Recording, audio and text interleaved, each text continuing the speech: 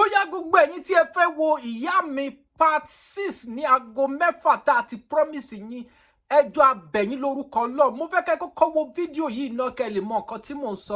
Lóòótọ́ la fẹ́ release ìyá mi ní agogo 6 ìní, ṣùgbọ́n àwọn issue kan ṣẹlẹ̀. Ẹgbọ́n kan tí Mide Martins àti àfíìsì ọwọ́ ìyàn kan wọ́n sọ nípa ìyá mi part 2. So Fred. Hello everyone, how are you all doing? Ṣàlàáfíà lẹ wà, ṣé dáadáa la bá yín.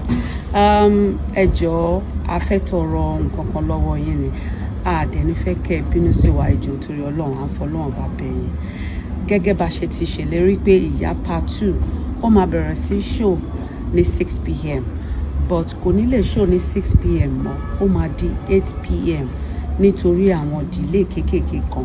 Reason ni wípé YouTube checking ló jẹ́ kí ó delay, then àdẹ̀mọ́ Nigeria network. So òun náà lẹ ti gbọ́ yẹn. Ẹ make sure pé subscribe sí channel yìí níbi tá ti máa gbé yín dé bó bá ṣe ń lọ nínú Yorùbá film industry. Aago 8 náà ti ṣe kí ni ó ti fẹ́ lù, so ẹ jẹ́ ká lọ ní sùúrù di aago 8 tó bá di dédé agogo 8 lágbára Ọlọ́run. Ní èní náà ni èní náà ni kò ní ju èní lọ. Ẹ máa láǹfààní àti rí sinimá yìí wò, ìyẹn sinimá ìyá mi tí gbogbo wa ń retí. Èmi gan wà lórí YouTube látàárọ̀ mo sá ń search oríṣiríṣi ìyá ni mò ń rí. Mo rí oríṣiríṣi àwọn ìyá lórí YouTube, ṣùgbọ́n ẹ fọkànbalẹ̀, original ìyá tẹ́ ń retí gangan ó máa ṣe kíni, ó máa jáde ní agogo 8 àṣálẹ́ ni. Fún ìdí èyí ẹ make sure pé tẹ subscribe button kẹ́dẹ̀ máa ṣe kíni, kẹ́dẹ̀ máa follow wa lórí Àṣeyọrí TV yìí, nítorí ibẹ̀ láti máa gbé yín débẹ̀ bó bá ṣe ń lọ lágbolé Yorùbá film industry.